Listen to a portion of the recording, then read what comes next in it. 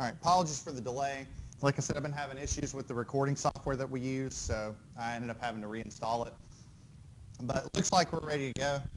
Um, okay, so few very, very brief announcements, and then I want to start kind of teaching you all bridge engineering.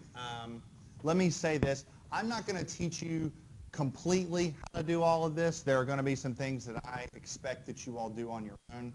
But there are some aspects that I think on your own would be a little difficult to understand by just reading some manual or reading some design example. And I think a little bit of context will help you out later when you're doing some of these design calcs. So I want to sort of go through some of that stuff today. And I want to do my best to try and cover some generic topics that will help you out, regardless if you decide to go with a steel bridge or a concrete bridge. I have a lot of design resources that you all can use. I have a copy of the AASHTO bridge spec. I can't quite give you the bridge spec, but I think, piece out some components that I think you're going to need.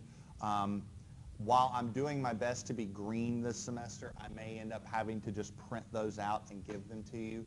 But we'll cross that bridge when we get to it.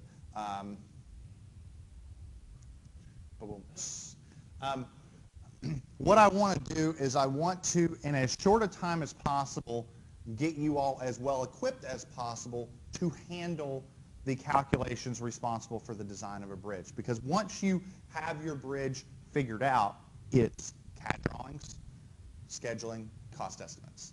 That's what it is. But until you have a handle on what is a long-term composite section property, what is a short-term composite section property, what's a non-composite section property, what's a live load distribution factor, what's the difference between DC1 and DC2, until you understand all that, when you start going into the designs, it might hit you like a bucket of water. And I'm going to try and take that bucket of water and decrease its volume a little bit. Okay? Does that make sense? All right. So today, I am recording, and I'm going to just sort of jump right in to bridge engineering. This is some of these lectures come from my graduate course on bridge engineering. I think you're going to find that though a lot of this stuff that I'm covering with you is fairly straightforward. I am going to also do this a little bit on a watered down. So for instance, if you're talking about steel beams, okay, there's two means in the specifications to compute the capacity of a steel beam. I'll just say it the easy way and the hard way, and I'm only going to make you all do the easy way. My graduate course, I make them obviously do it the hard way because it's graduate school. That's what you're there for. But I'm just going to do some fairly basic stuff with you all, and it's going to start with section properties. Now, a lot of this I think you've seen before, but I'm going to present it in a new light and present the info that I think matters to bridge engineers. Now, hold on. There we go. Okay. Now, first off, these notes are posted online, and we may do an example that goes along with this in a little bit.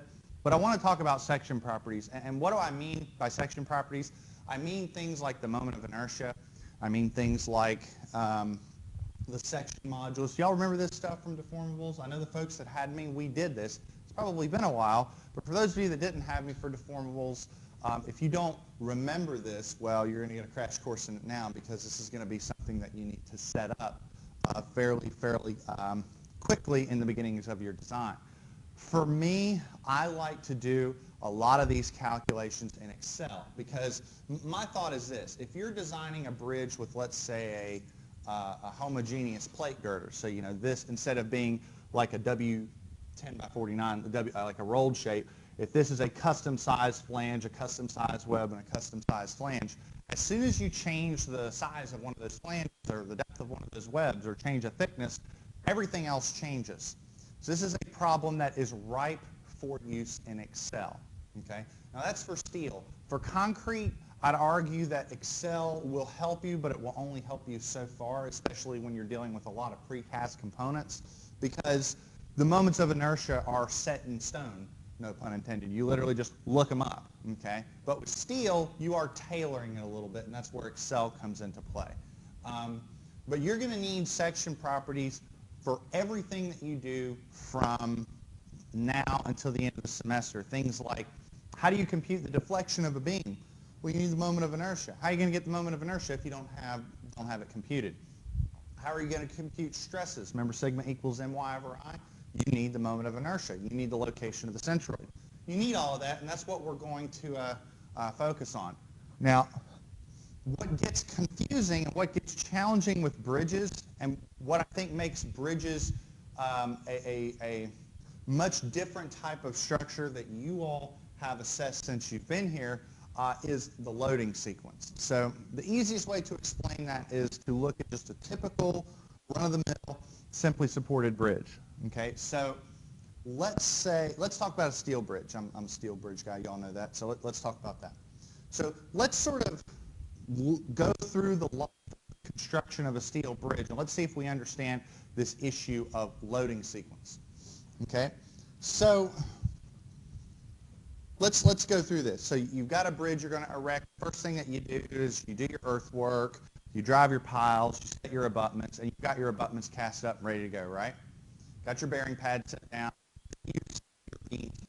It's the first instance where your beam is seeing load. Now at that particular moment, what loads is the beam seeing at that particular point? Its own self-weight. Now what is resisting that self-weight? It's the strength of the steel beam by itself. Make sense? We go on, we attach cross frames, there's shear studs and miscellaneous details on there. We attach SIP forms. In West Virginia we use SIP forms quite a bit around here.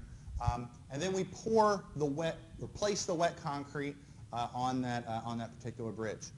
Up until now, the steel beam by itself has to withstand all of those loads by itself, right? Then what happens to that concrete deck? It cures, it becomes hardened, right? Now, let's say the bridge is complete and a truck runs over the bridge, right?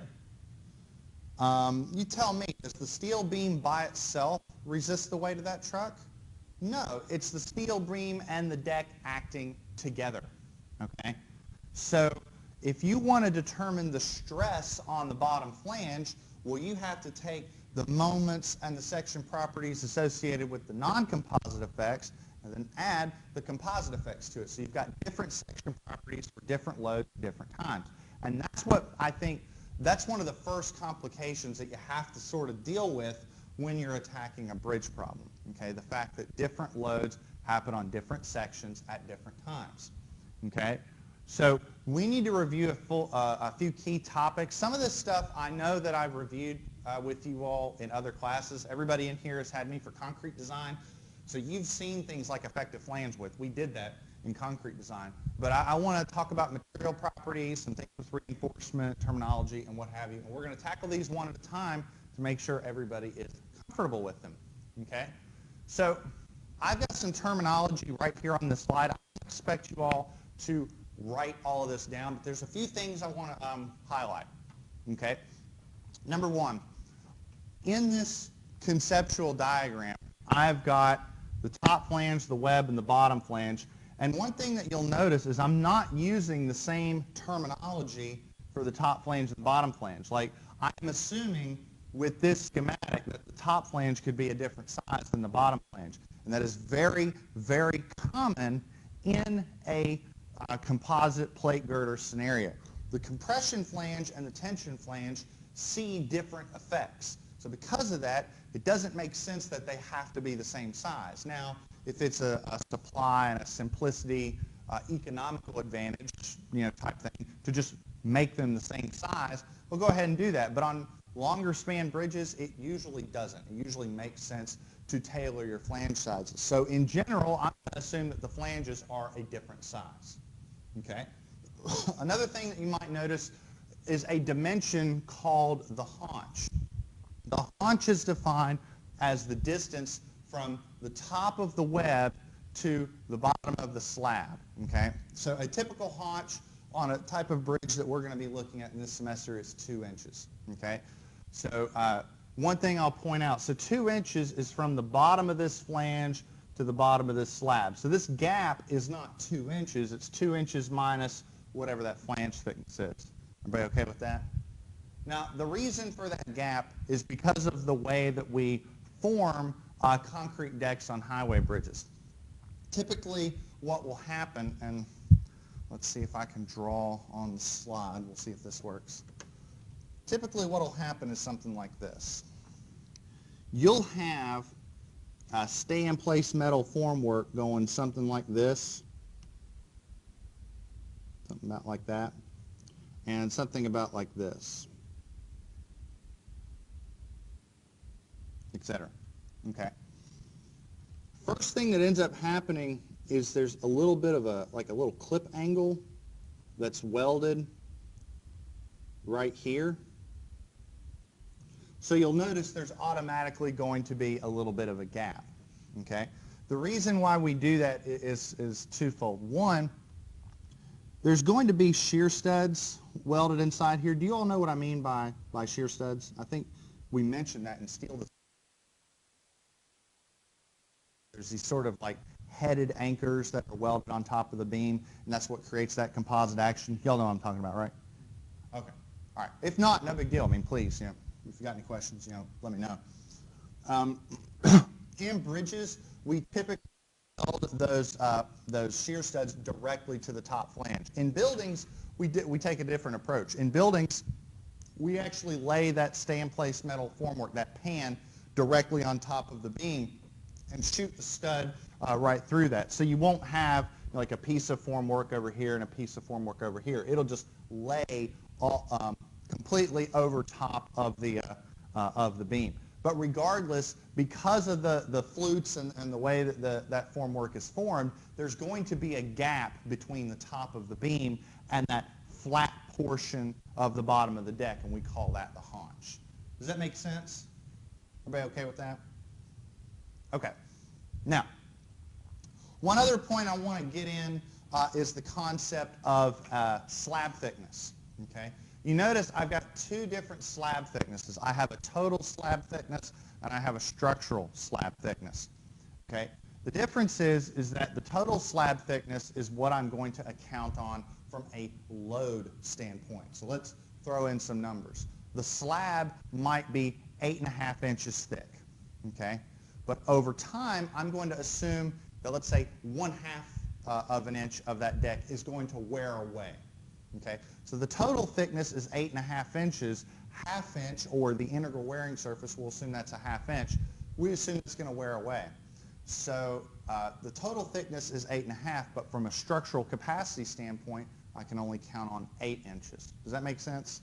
We'll get into some more specific reasons and delineations as to why. I just wanted to have that out there, that there are two different deck thicknesses, and that's something that I think just reading a report or reading some design example, I think that could get kind of confusing. So I want to clear that up right now. Everybody good? So again, the haunch goes from the top of the web to the bottom of the deck. So if I say 2 inches, it's from there to there. Let me draw that on the screen. If I have a 2-inch haunch, that's from here to here. That might be 2 inches. That's not this dimension. That might be 1 and change or something like that, 1 1/4 or 1, whatever the thickness of that flange is. Just make sure you've got that. There's no real magic behind it. That's just the terminology that we use in order to be consistent. Okay. This is just an image that accounts for that difference between the top of the beam and the bottom of the slab due to the presence of that deck form. Again, it's usually 2 to 4 inches. 2 inches is probably going to be good for what we do in here. Everybody good? Integral wearing surface, again, I mentioned that. One of the big reasons that you get an integral wearing surface around here is because of that, okay? That's a snowplow, right? So what's going to happen over the winter? They're going to shake some salt on the road, and then those folks are going to be going across the road at regular intervals, scraping the deck. Over time, an upper layer of that concrete deck, we're assuming, is going to wear away. Okay, so we sometimes call it an integral wearing surface, sometimes call it a sacrificial wearing surface. So because of that, again, you've got to be you've got to have your bookkeeping straight. For loads, use your total thickness. For resistance, use the structural thickness. Okay? Everybody okay with that? Okay. Now another parameter that's of very, very critical importance is an effective flange width. Okay. I have an idea. You all probably kind of remember this, but to give you kind of an idea, let's consider a generic cross-section. So I have a 4-beam bridge. Each of the beams are spaced 10'6" on center. The overhang is about 2'6" and change, about 2.5 feet. I've got two 12-foot lanes, two 5-foot shoulders. So that's a 34-foot clear roadway width. The barriers, the concrete barriers, are a little over 15 inches wide, so that's about 36.5 feet of clear road, or of total out-to-out width on that deck.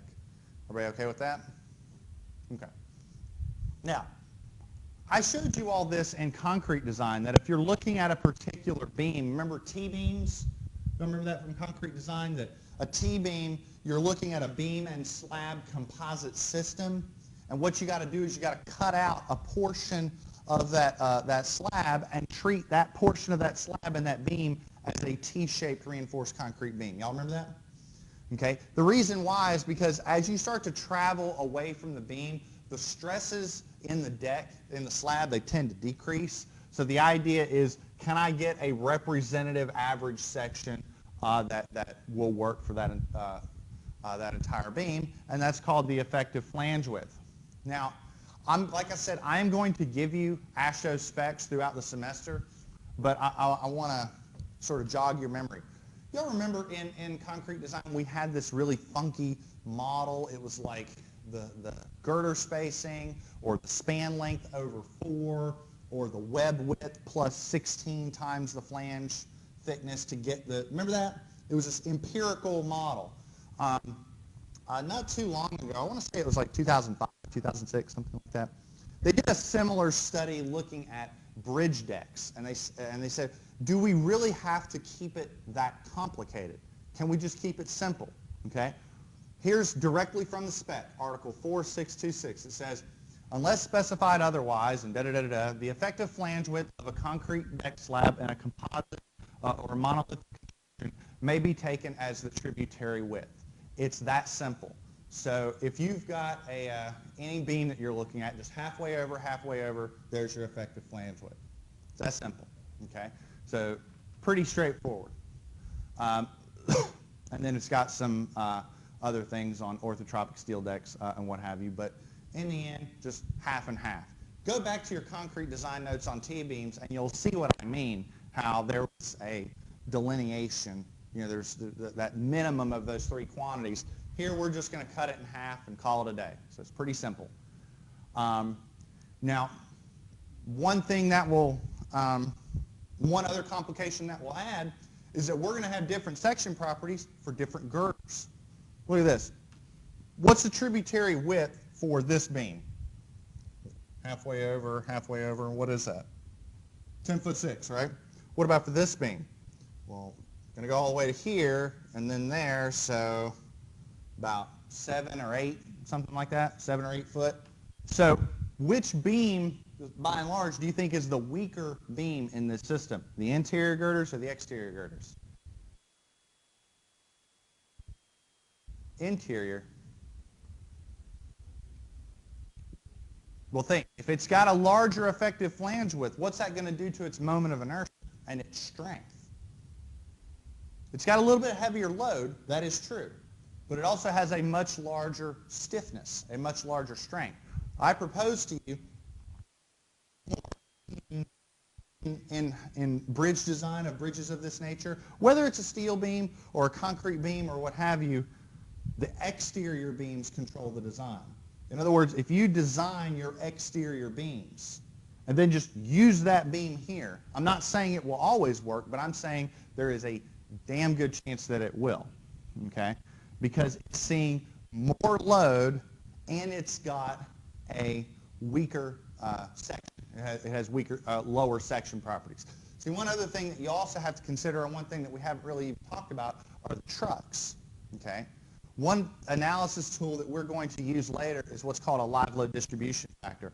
And a live load distribution factor is, for lack of a better term, a percentage of how much truck moment and how much truck shear you need to apply to a given beam.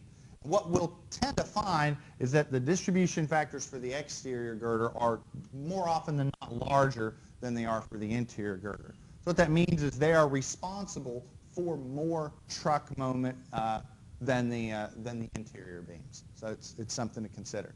What I like to do, unless it's a really funky bridge, I mean, our bridge in here is going to be fairly straightforward. What I like to do is design for the worst case scenarios, the largest shears and the largest moments, and then just use those beams everywhere. It's going to definitely increase the simplicity of your design, and it's going to increase the quality assurance and quality control of your end product. I mean, look at it like this. If you have a bridge that has 6 beams, do you want the fabricator to be building and welding together 6 different beams? Or how about 6 beams that are all the same? Makes it a little easier. Make sense? So that's something to point out as we move forward. Come on. Oh, okay. Now, I definitely know we covered this in deformable. I know we did this in there, and we are going to do it in here. One problem with this type of structure is the use of different materials. Now, this isn't as big of a deal in a concrete bridge, but it can be. You know, if you're using a pre-stressed concrete beam that has, 8 KSI concrete in the beam, and then you're only using 4 KSI concrete in the deck, it's still the same problem because you've got 2 different materials that are being used for the section. Just because they're both concrete, they may be concretes of a different strength, okay? Now, in concrete design, what we did is this, and we even did this, we did this in deformables, we even did this in concrete design. Remember transformed sections? Remember when we turned the steel into an effective lump of concrete so that we were dealing with a section that only had one material? We're going to do the same thing in here.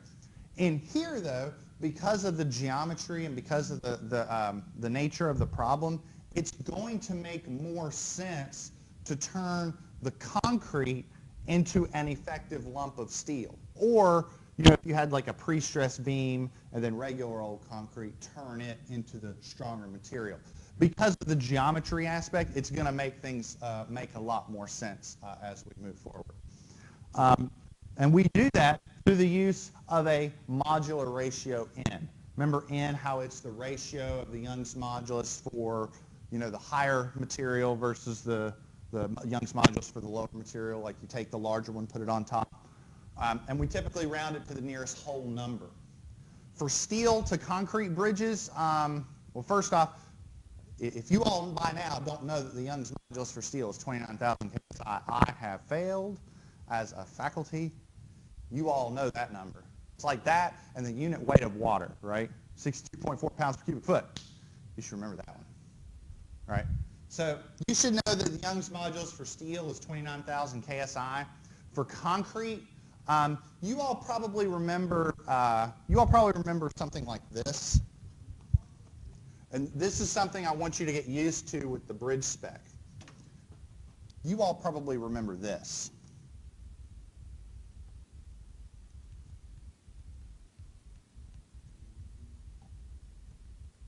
Right? But here's the thing. What was the deal with FC prime when it was under a square root? What did I say? Every time that you put in PSI and you get out KSI. Or you get out PSI, right? Put in PSI, get out PSI. Here, it's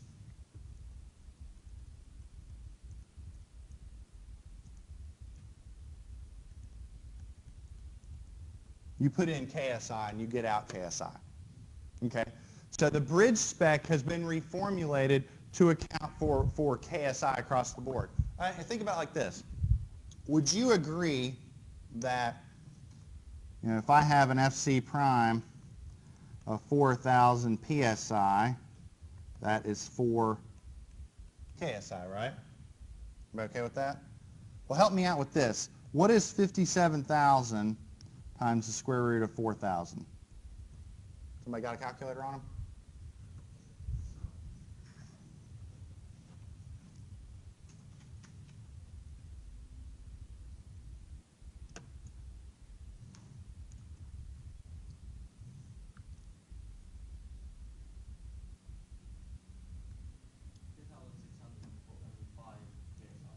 3605 KSI, that's after you divide by a million? Divide by 1,000, yeah, sorry. Coffee hasn't kicked in. All right. So now how about this? What about 1820 times the square root of 4?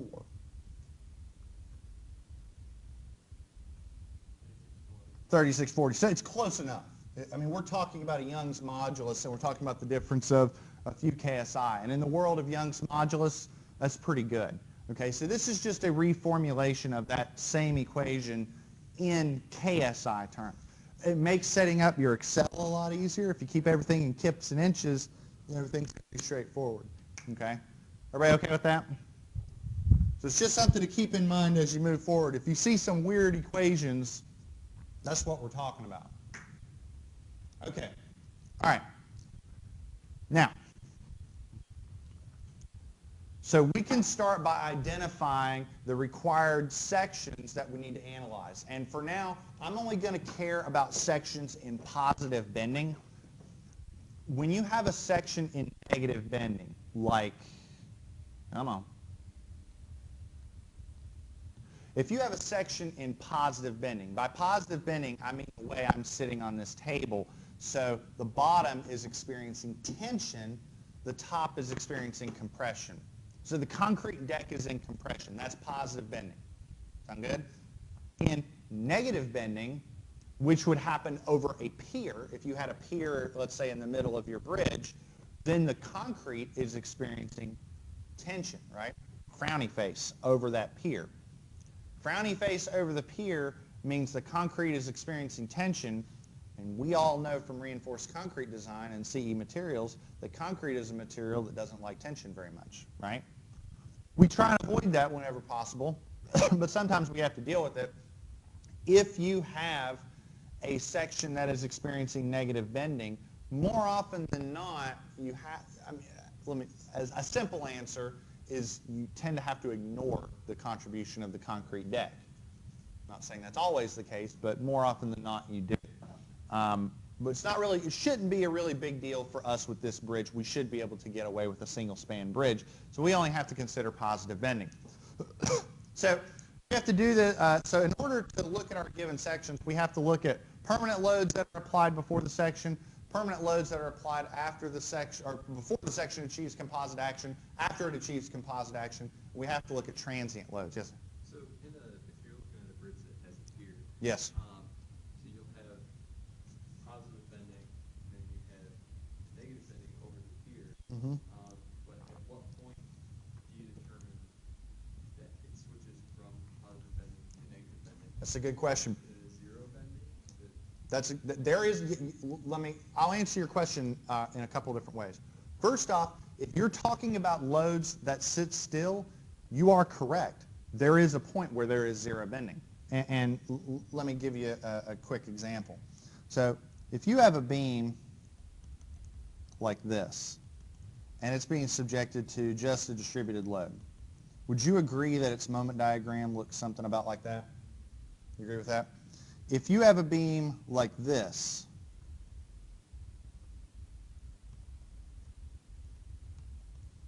and let's say it's distributed to, or subjected to distributed loads, like this, I propose to you that if you analyze that beam, its moment diagram is going to look something about like this.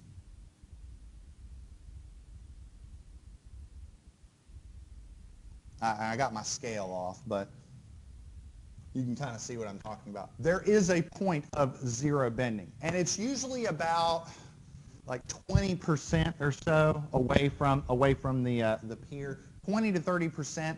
That's not an always or never type answer, that 20 or 30%, because it depends on the stiffness of the elements going into it. But take a look at this. Next time you're driving down the interstate and you see a bridge, like a two-span bridge that's made out of a steel beam, take a look at it. Take a good look at it.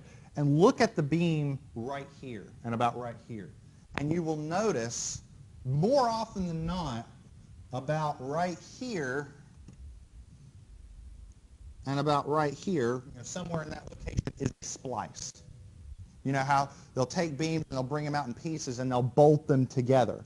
Okay? They tend to incorporate to as close to the 0 moment location as possible. Okay? Make sense? That may not be a possibility in this bridge because if it's single span, there's always going to be bending. So that's going to be that's just going to be a challenge. That's one way of answering your question. Let me answer your question another way.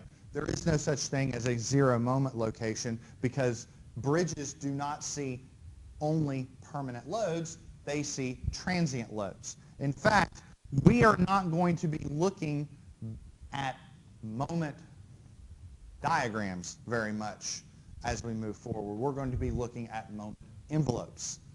Remember how influence lines work? Remember how at any one location you could have a maximum positive response and a maximum negative response? Remember that? So because of that, at any given point, we could achieve a maximum positive moment and a maximum negative moment. Let me answer it like this. Okay, watch this. Let's look at that point right there in the beam. That point right there. Okay? Now what happens if my truck is right there? What does it do to that beam right there? Does it smiley face or frowny face? Smiley face. Okay? Now, what happens if I take that truck and I move it over here? Y'all like my truck? Pure Rembrandt, I know. What happens right here? Well, over here, the beam wants to smiley face. But because the beam remains continuous across the pier, we get a little bit of reverse bending. So at any one particular location, you can get maximum positive moments and maximum negative moments. Does that make sense?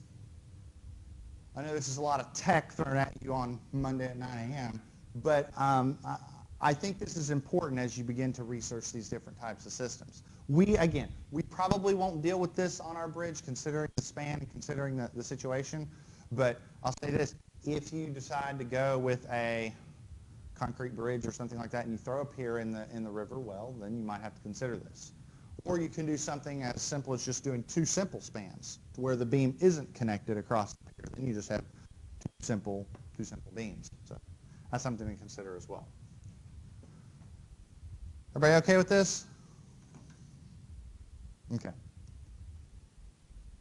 Come on. Okay. Now, let's increase our terminology repertoire, as it were. So permanent loads that are applied before the section becomes composite are resisted by the non-composite section. Now, if we're talking about that steel beam example that I mentioned, just the steel girder by itself. So permanent loads that are applied before the section achieves composite action are things like the girder self-weight, the cross frames, the form work, the wet concrete. Those are permanent loads that are placed before composite action is achieved, right? Okay with that? There are permanent loads that might be placed on the bridge after it becomes composite.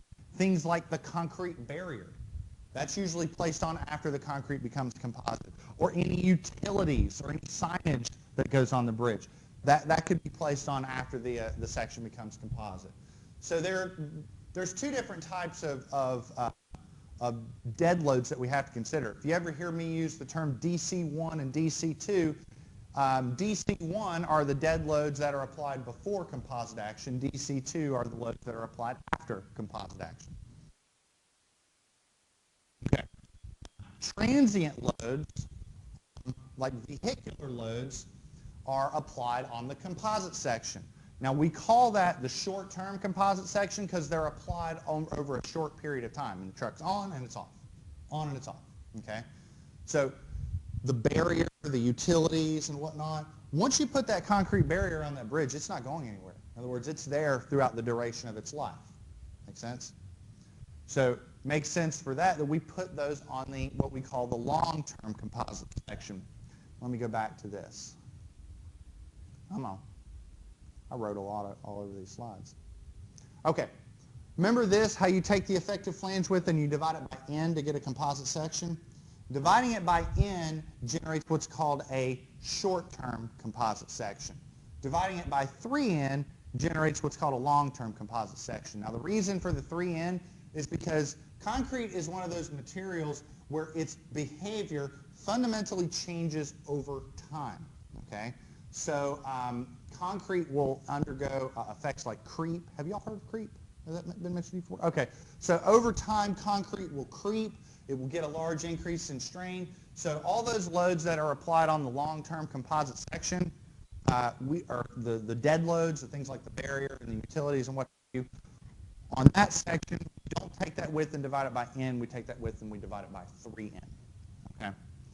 Everybody okay with that? I know I'm throwing a little bit of tech at you, and don't worry, we'll probably do an example of this here in a second. So for regions in positive bending, we have 3 regions to consider. We have the non-composite, which is just the beam by itself, the short-term composite, which is taking that concrete deck width and dividing it by n, and then the long-term composite dividing it by 3n. Everybody okay so far? Okay. I'm going to sort of really wash over the sections in negative bending. I've provided some notes on how you handle that. Honestly, I really don't care for this project. You have it, so if you're interested, it's there. I'm really not going to go over it. This is on, so basically, but I'll say it in a nutshell. So if you have a region over a pier that's experiencing negative bending, all that you can count on is the beam and then any rebar that's in the deck that you can count on. And then I include specifications on how you can determine the amount of rebar in the deck, and it's basically just 1% of the area of the tributary area, and then how you distribute that. I'm not going to get into that specifically. I just wanted you to be aware of it. There are some things that you might be interested in right here. So this is cover requirements for rebar in the deck. We're in West Virginia. Be placed in 2 layers. There's an upper layer and a lower layer. The cover requirement for the upper layer here in West Virginia would be at least 2.5 inches because the upper layer of the deck is going to be exposed to de-icing salts. It snows.